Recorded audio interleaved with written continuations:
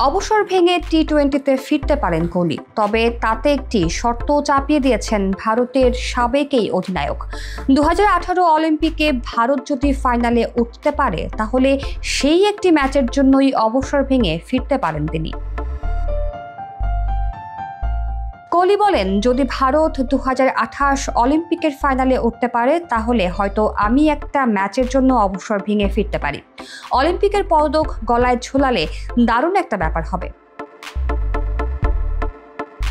গত বছর টি-20 বিশ্বকাপে জেতার পর সংক্ষিপ্ত সংস্করণের ক্রিকেট থেকে অবসর নিয়েছিলেন বিরাট কোহলি।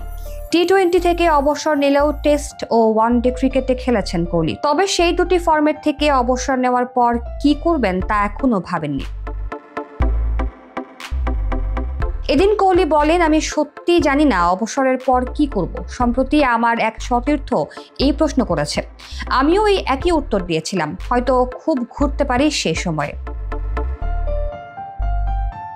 তবে এখনই বাকি দুই ফরম্যাট থেকে অবসর নেওয়ার ব্যাপারে কিছু ভাবেননি কোহলি। বলছেন, চিন্তা করবেন না, আমি কোনো ঘোষণা করব না। এখন পর্যন্ত সব ঠিকঠাক আছে। এখনো খেলাটাকে ভালোবাসি। খেলার আনন্দ, জয়ের খিদে এবং ভালোবাসা এখনো আমাকে তাড়িয়ে বেড়ায়। যতদিন সেটা উপভোগ করব ততদিন খেলে যাব। এখন কোনো কীর্তি স্থাপনের জন্য খেলি না। কোহলি আরও বলেন, প্রতিযোগিতামূলক ক্রিকেট খেলার খিদে থাকলে অবসর নিয়ে ভাবার সময় পাওয়া যায় না। রাহুল দ্রাবিড়ের সঙ্গে এটা নিয়ে একবার বেশ ভালো কথাবার্তা হয়েছিল।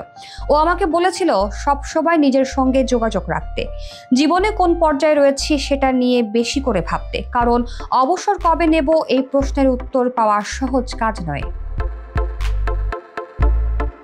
কোহলি বলেন, অলিম্পিকের অংশ হওয়া ক্রিকেটের এবং ভারতের পক্ষে খুব ভালো ব্যাপার। পদক নিয়ে ফিরতে পারলে খুব ভালো হবে।